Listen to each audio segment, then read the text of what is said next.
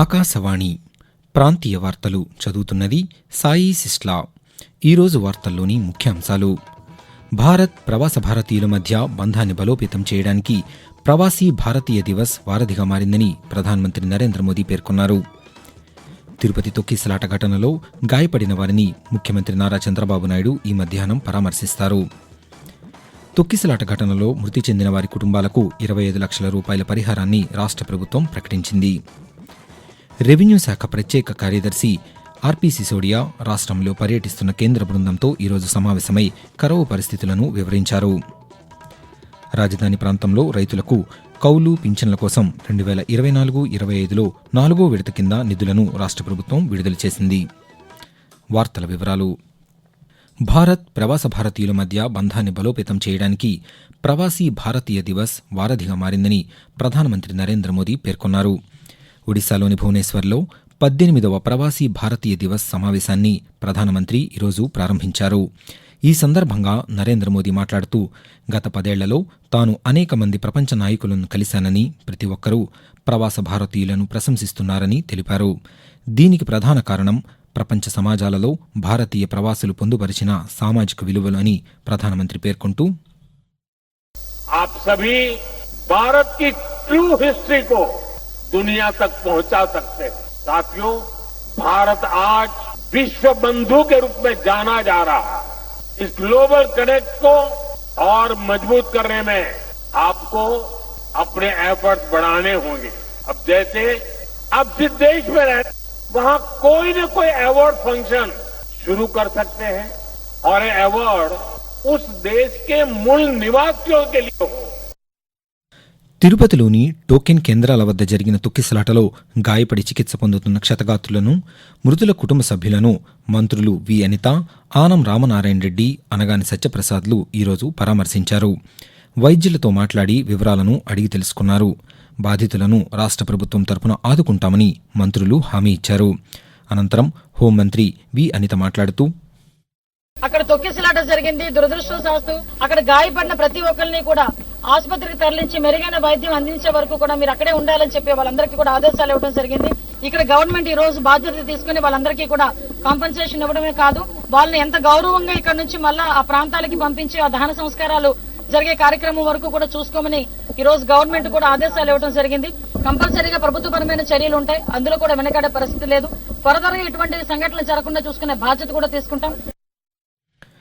మంత్రి ఆనం రామనారాయణ రెడ్డి మాట్లాడుతూ, దాదాపుగా 6 మంది ఈ తొక్కిసలాటలో చనిపోయారని, ప్రతి ఒక్క భక్తుడికి స్వామివారి దర్శనం సజావుగా సాగాలి, పూర్తి స్థాయిలో అన్ని రకాల భద్రతా ఏర్పాట్లు కానీ అన్ని రకాల సదుపాయాలను కానీ తిరుమల తిరుపతి దేవస్థానంతో రాష్ట్ర ప్రభుత్వం, జిల్లా అధికార యంత్రాంగం కూడా కలిసి పనిచేయాలని చెప్పి వారందరికీ చెప్పడం, ఇప్పటికే ఆ చర్యలు తీసుకోవడం జరిగింది. ఈ ఘటనలో మృతి చెందిన వారి కుటుంబాలకు రాష్ట్ర ప్రభుత్వం నష్టపరిహారాన్ని ప్రకటించింది.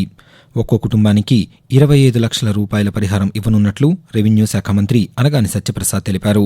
ఇదిలా ఉండగా ముఖ్యమంత్రి నారా చంద్రబాబు నాయుడు ఈ మధ్యాహ్నం తిరుపతి పర్యటన చేపట్టి ఆసుపత్రిలో చికిత్స పొందుతున్న వారిని పరామర్శించనున్నారు. మరోవైపు తిరుమల తిరుపతి దేవస్థానం కార్యనిర్వహణాధికారి జె శ్యామలరావు బాధితులను పరామర్శించారు. అనంతరం ఆయన పాత్రికేయులతో మాట్లాడుతూ, తొక్కిసలాట ఘటన దురదృష్టకరమని చెప్పారు. ఘటనకు గల కారణాలపై విచారణ జరుగుతోందని, పూర్తి వివరాలు త్వరలోనే తెలుస్తాయని పేర్కొన్నారు. ప్రస్తుతం ఆసుపత్రిలో చికిత్స పొందుతున్న వారిలో ఎవరికీ ప్రాణాపాయం లేదని, 2కి మాత్రమే తీవ్ర గాయాలయ్యాయని వారికి చికిత్స అందిస్తున్నట్లు వివరించారు.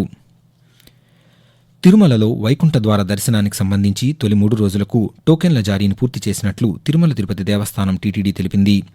వైకుంఠ ద్వార దర్శనం కోసం రోజుకు 40,000 టోకెన్ల చొప్పున జారీ చేశారు. వీటిని కలిగిన భక్తులకు మాత్రమే 10, 11, 12 తేదీల్లో అనుమతించనున్నారు. 13 నుండి 18వ తేదీ వరకు తిరుపతిలోని శ్రీనివాసం, విష్ణు నివాసం, భూదేవి కాంప్లెక్స్ వద్ద వైకుంఠ ద్వార దర్శన టోకెన్ల టికెట్లను ఏ రోజుకా రోజు ఇవ్వనున్నామని టీటీడీ వెల్లడించింది. ఆకాశవాణి ప్రాంతీయ వార్తలు వింటున్నారు. రాష్ట్రంలో కరువు పరిస్థితులపై అధ్యయనం చేయడానికి వచ్చిన కేంద్ర బృందంతో రెవెన్యూ శాఖ ప్రత్యేక ప్రధాన కార్యదర్శి ఆర్పీ సిసోడియా అమరావతిలో ఈరోజు సమావేశమయ్యారు. ఖరీఫ్ 2024 కరువు పరిస్థితులపై కేంద్ర బృందానికి నివేదికను అందజేశారు. ఈ సందర్భంగా ఆర్పీ సిసోడియా మాట్లాడుతూ రాష్ట్ర ప్రభుత్వం కరువు నివారణ చర్యలను చేపట్టిందని చెప్పారు. అన్నమయ్య జిల్లాలో 19, చిత్తూరు జిల్లాలో 16, శ్రీ సత్యసాయి జిల్లాలో 10, అనంతపురం జిల్లాలో 7, కర్నూలు జిల్లాలో 2 మండలాలను కరువు మండలాలుగా గుర్తించినట్లు చెప్పారు.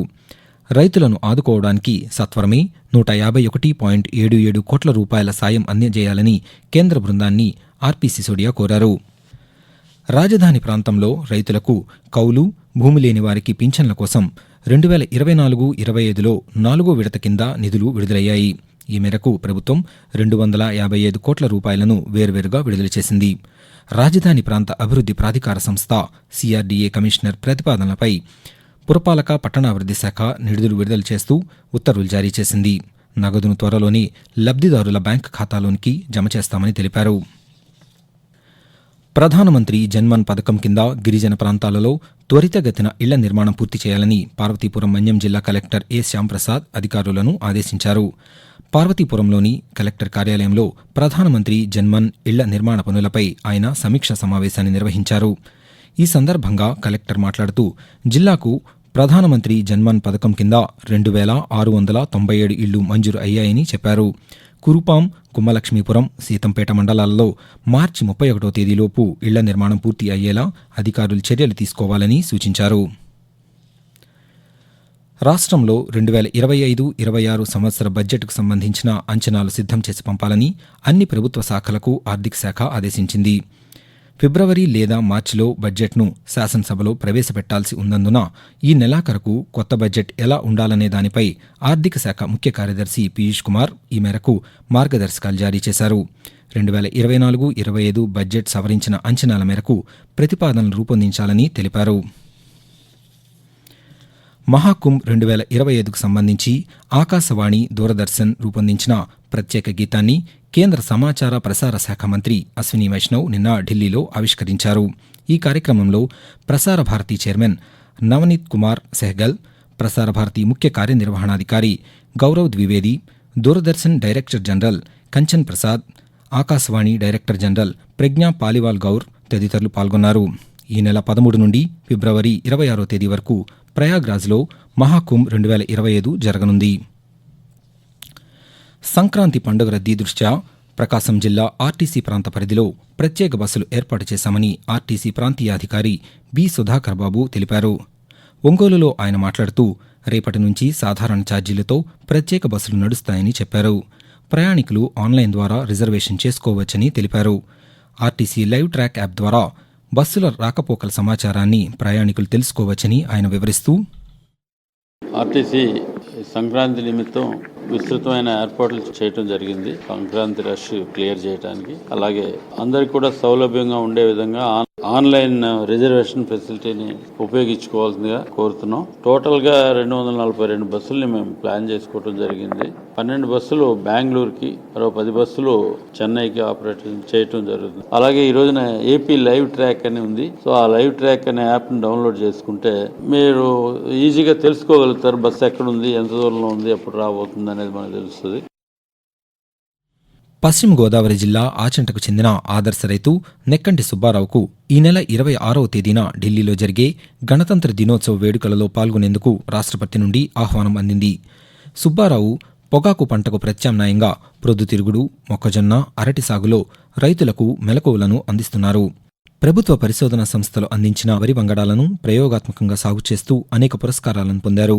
ఈ మేరకు రాష్ట్రపతి కార్యాలయం నుంచి వచ్చిన ఆహ్వాన పత్రికను అధికారులు ఆయనకు అందించారు. ఆకాశవాణి ప్రాంతీయ వార్తలు ముగించే ముందు ముఖ్యాంశాలు మరొకసారి. భారత్ ప్రవాస భారతీయుల మధ్య బంధాన్ని బలోపేతం చేయడానికి ప్రవాసీ భారతీయ దివస్ వారధిగా మారిందని ప్రధానమంత్రి నరేంద్ర మోదీ పేర్కొన్నారు. తిరుపతి తొక్కిసలాట ఘటనలో గాయపడిన వారిని ముఖ్యమంత్రి నారా చంద్రబాబు నాయుడు ఈ మధ్యాహ్నం పరామర్శిస్తారు. తొక్కిసలాట ఘటనలో మృతి చెందిన వారి కుటుంబాలకు 25 లక్షల రూపాయల పరిహారాన్ని రాష్ట్ర ప్రభుత్వం ప్రకటించింది. రాజధాని ప్రాంతంలో రైతులకు కౌలు, పింఛన్ల కోసం 2024-25లో 4వ విడత నిధులను రాష్ట్ర ప్రభుత్వం విడుదల చేసింది. ఆకాశవాణి ప్రాంతీయ వార్తలు ఇంతటితో సమాప్తం. తిరిగి సాయంత్రం 6 గంటల 10 నిమిషాలకు ప్రాంతీయ వార్తలు వింటారు.